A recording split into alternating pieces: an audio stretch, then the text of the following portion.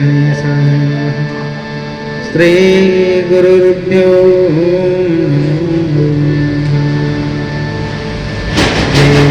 सदा परभवग्नमवेष्टदोहं तीर्थास्पदं शिवविरिञ्चिनुतं शरणं भृत्यार्तिहं प्रणतपालभवाब्धिपोतं वन्दे महापुरुषते चरणारविन्दम् कान्ते सिताम्रसतिनिन्दितसारदेन्दुर् यत्रैकतो विलसितामसिताङ्गशोभम् वृन्दावनेऽपि कृतया मुनिगाङ्गसङ्गं राधामुकुन्दयुगलं तदहं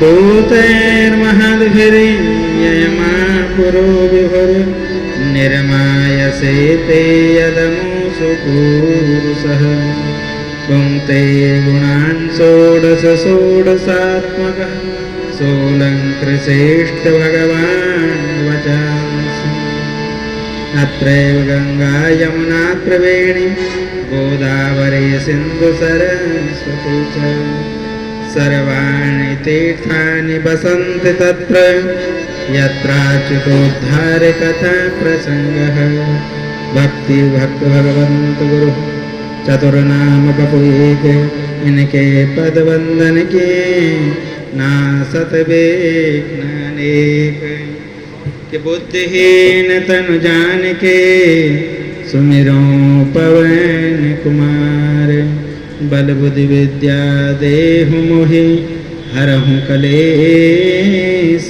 विकार महावीर विनिभो हनुमान राम जासु जसे प्रभु आपे बखाना। बोले बद्रीनारायण भगवान की जय हो, भक्तवत्सल भगवान की जय हो।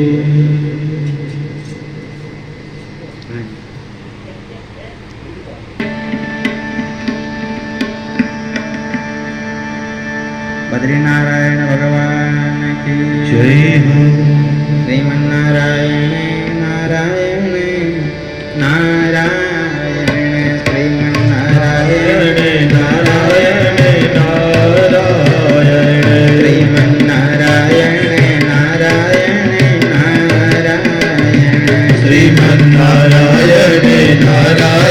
नारायण श्रीमन्नारायण नारायण नारायण श्रीमन्नारायण श्रीमन्नारायण नारायण नारायण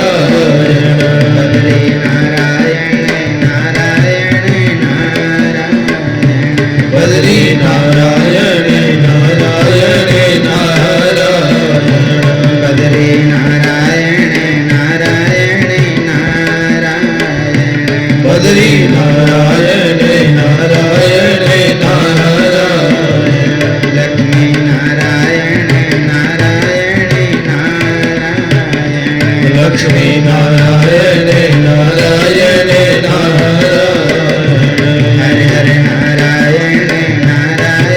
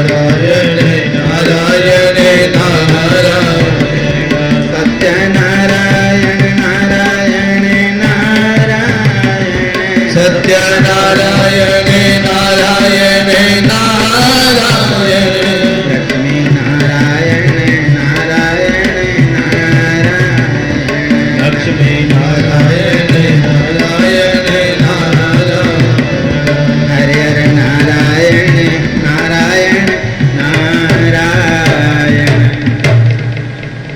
लक्ष्मी नारायण भगवान की जय भक्तवत्सल भगवान की जय हो। देवताओं की जय हो।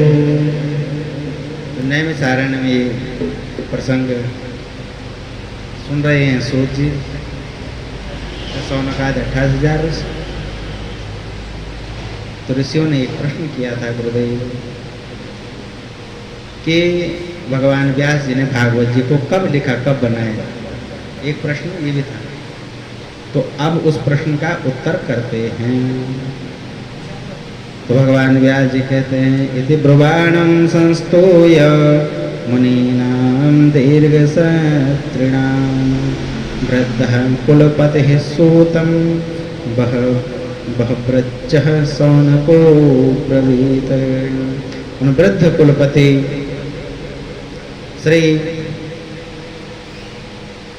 सौनक जी से सूत जी ने कथा कहना आरंभ किया। तो सौनक जी ने प्रश्न किया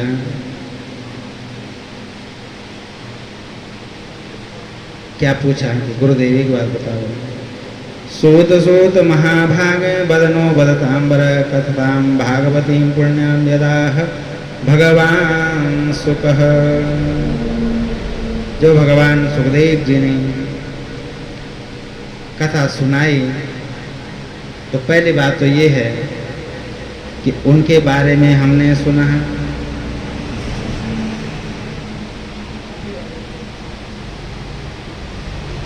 क्या कहा कि पहले तो ये बताओ कि कब बनाए।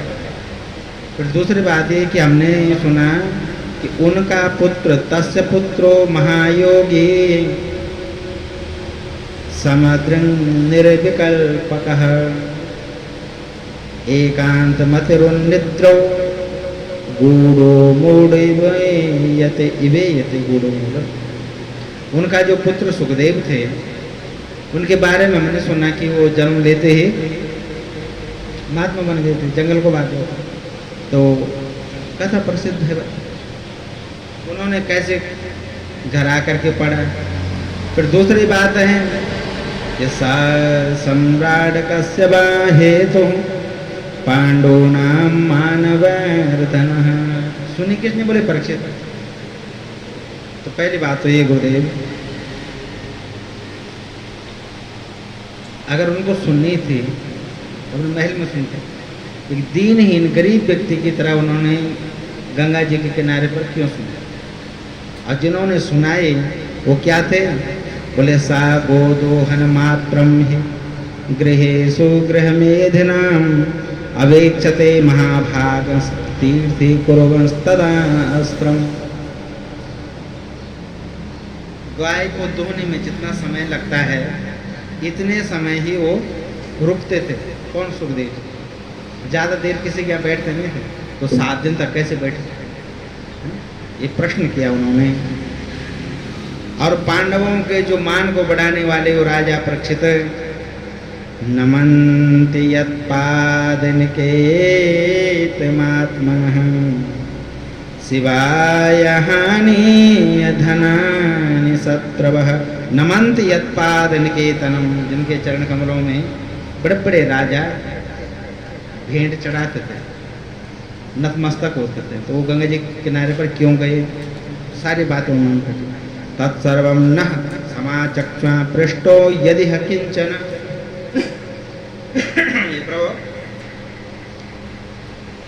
मन्ये त्वं विषये वाचां स्मात् मन्यत्र छान्दसात्।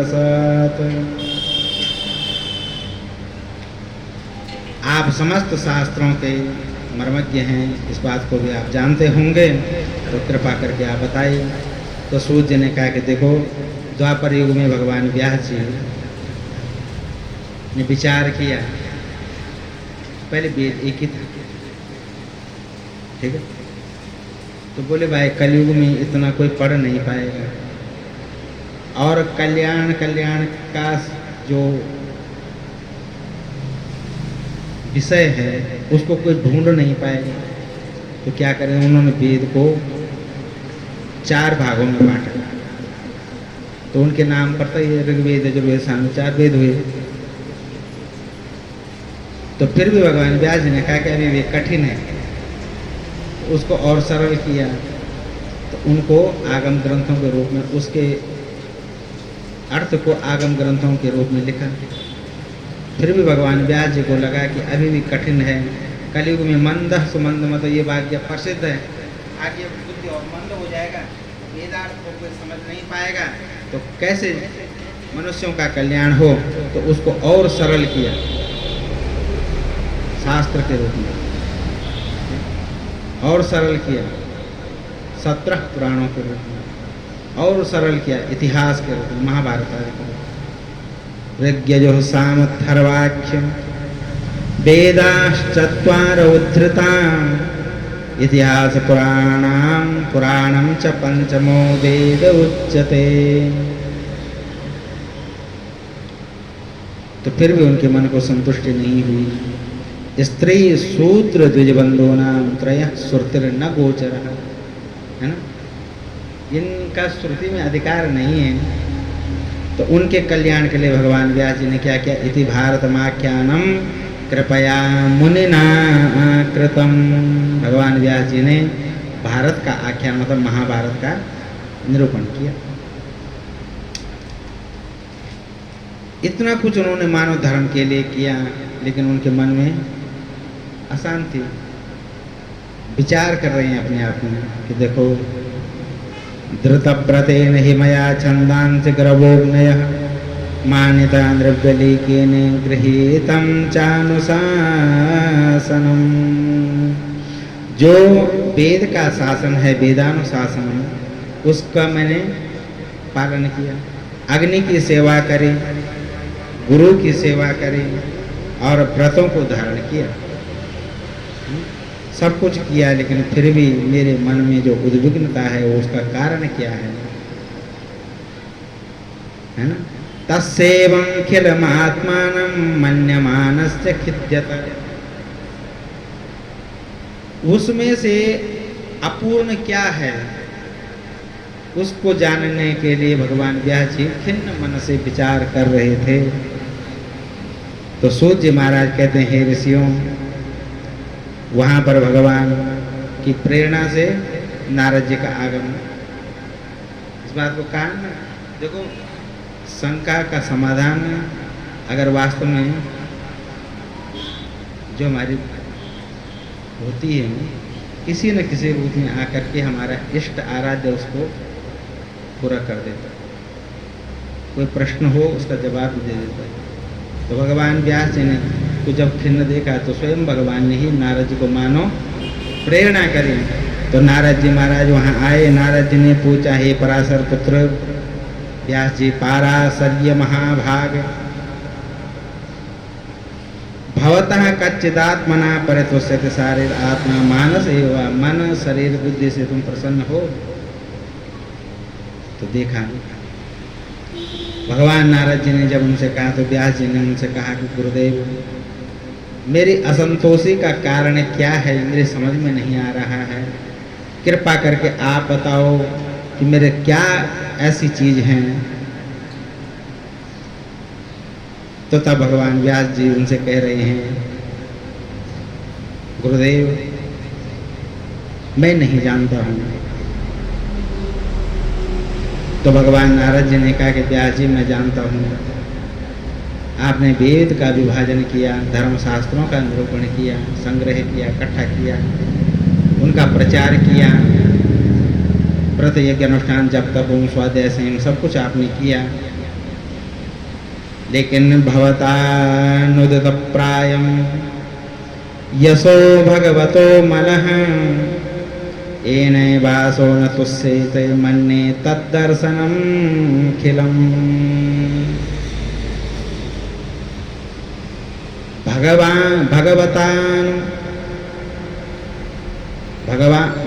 भवतान उदितः प्रायम, आपके द्वारा जो प्रकाशित हुआ है।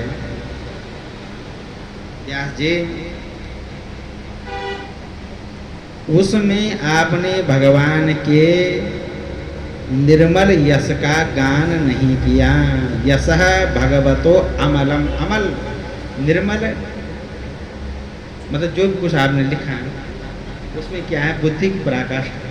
सरल बात, इसका भाव क्या है? आपने जो लिखा उसमें ज्ञान का, और ज्ञान से क्या होता है,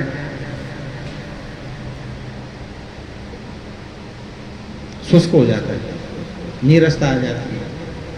ठीक है, शास्त्रों की बात करूँ मैं क्यों, तो उसमें शब्दों का वैचित्र्य है।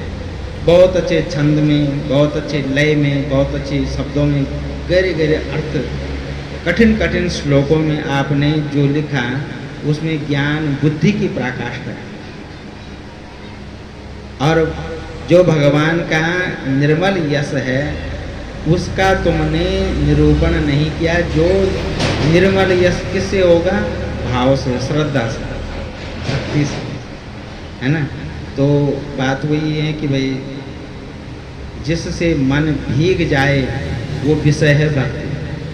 और जब तक भीगा हुआ नहीं होगा, साबुन काम, भीगे वस्त्र पर ही साबुन लगता है ना, तो ज्ञान रूपी साबुन तब तक काम नहीं करेगा जब तक चित्तपत्र हमारा हृदय निर्मल नहीं हुआ, भीगा नहीं, रसयुक्त नहीं हुआ।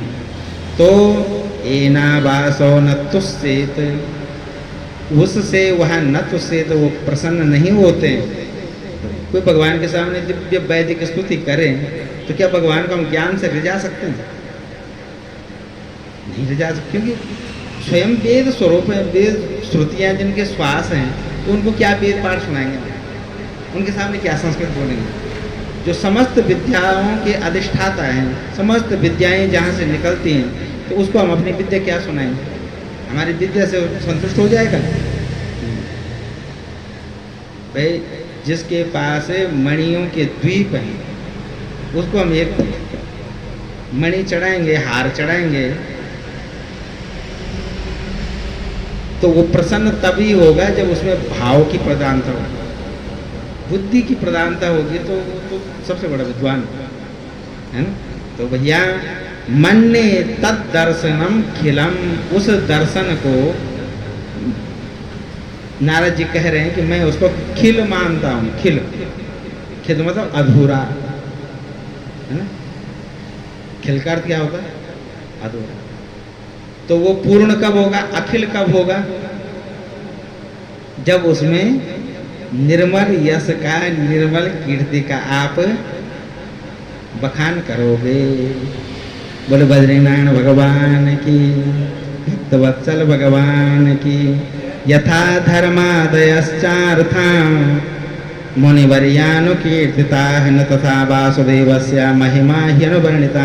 जैसे आपने धर्म अर्थ काम मोक्ष का निरूपण किया, तत्व का निरूपण किया, उसी प्रकार न तथा वासुदेवस्य, भगवान वासुदेव के महिमाओं का तुमने निरूपण नहीं किया। इसलिए व्यास जी तुम्हारा मन खिन्न है, अशांत है। अपने मन को अगर शांत चाहते हो तो भक्ति युक्त कथाओं को लिखो, जिन कथाओं में प्रेम हो, है ना, जिन कथाओं में रस हो, आनंद हो, आनंद मिले। न यत् वचश्चित्रपदम हरेर्यशो जगत पवित्रम प्रगृहीत करेचिद तदवायसं तीर्थमुसन्ति मानवा मानसा न यत्र हंसा निर्मन्युशिक्षया। क्या कि यद वचः, जिस वाणी से, हरेर यशः, भगवान की कीर्ति को न गाया जा रहा हो, केवल वचस चित्रपदम, चित्रपदम मतलब उसको सजाया हुआ, वाणी को किससे? अलंकारों से, व्यंजनाओं से, लक्षणाओं से, उपमाओं से, समझ रहे हैं, व्याकरण से युक्त। कितना भी ठोस आपने उसका श्लोकबद्ध रचना की हो, पर वो कैसा है? जगत पवित्रम प्रगृहीत न करहिचित। वो जगत को पवित्र करने वाली जो कथाएं हैं अथवा भगवान की महिमाएं हैं, महिमा है, अगर उसमें वह महिमा चाहे वो ग्राम्य भाषा सरल भाषा में क्यों नहीं है, अगर उसमें भगवान की कथा है, भगवान की महिमा है, तो उसको बोल करके प्रसन्न हो जाता है। और जिसमें बुद्धि की वैचित्रता, बुद्धि का वैदुष्य जिसमें हो, चाहे वो कितना भी गूढ़ भाषा में आपने उसको लिखा हो, वो भगवान को प्रिय। बोले बद्रीनारायण भगवान की। तो यह कैसा उदाहरण दिया कि बोले यद्वा यसम तीर्थम उसंति, जिस प्रकार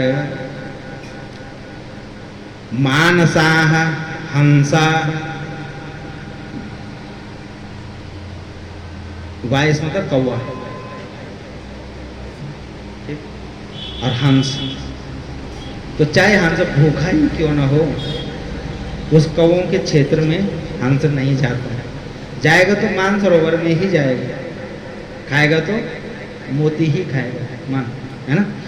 तो यद्वा यसम तीर्थ मुसंति, जिस तीर्थ में मतलब जिस स्थान में वह वायस कौवा रहते हैं, लेकिन यत्र हंसाह मानसाह, जिस मानस में हंस रहता है, ठीक उसी प्रकार वो ज्ञानियों के लिए तो ठीक है, लेकिन जो प्रेमी हंस रूपी प्रेमी जो हैं, उनके लिए उस कथा का तुम निरूपण करो जिसमें भगवान की भक्ति प्रदान हो, सरल से सरल भाषा, भाषा कठिन न हो, कोई गूढ़ अर्थ न हो, शाब्दिक कर दो, सरल अर्थ हो, संस्कृत में नहीं हिंदी में बोलो, हिंदी में गढ़वाली में बोलो, लेकिन भगवान की महिमा हो, चाहे वो ग्राम्य भाषा में ही क्यों न हो, है ना। अगर उसमें भगवान की महिमा है तो उससे भगवान प्रसन्न होते हैं।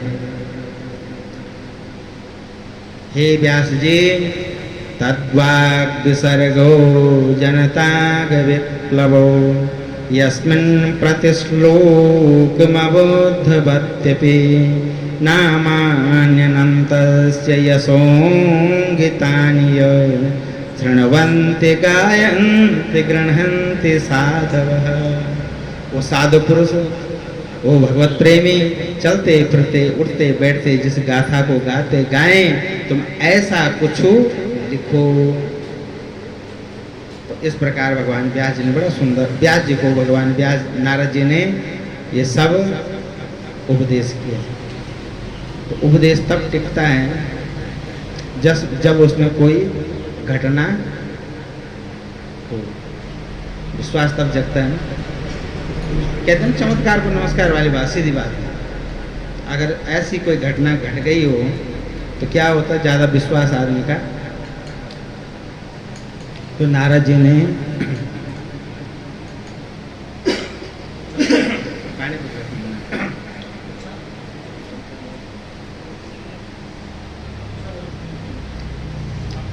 ए व्यास जी सुनो, इदं हि पुंसस्तपसा श्रुतस्य वा स्विष्टस्य सुप्तस्य च बुद्धिदत्तयोः अभ्युच्युतोऽर्थः कविभिर्निरूपितो यदुत्तमश्लोकगुणानुवर्णनम्।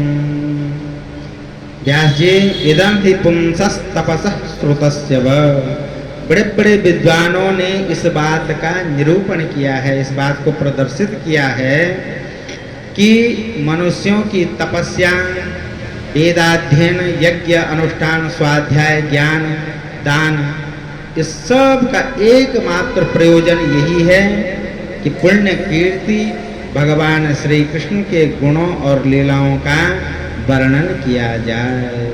इदम ही पुंसः तपसः, यही मनुष्य की तपस्या है। इदम ही पुंसस्य श्रुतः, यही पुरुष का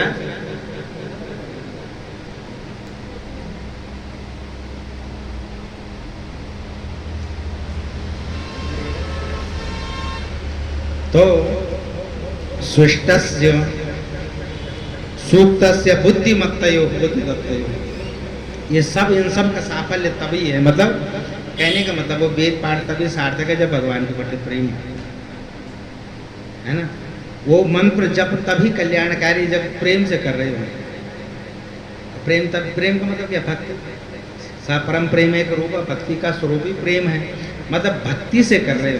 देखो उदाहरण इतना सुंदर तुलसीदास जी ने अनुवाद किया।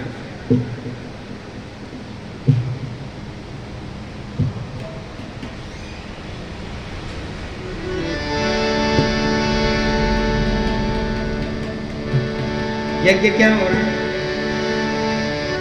उत्कृष्ट यज्ञ कर रहे हैं।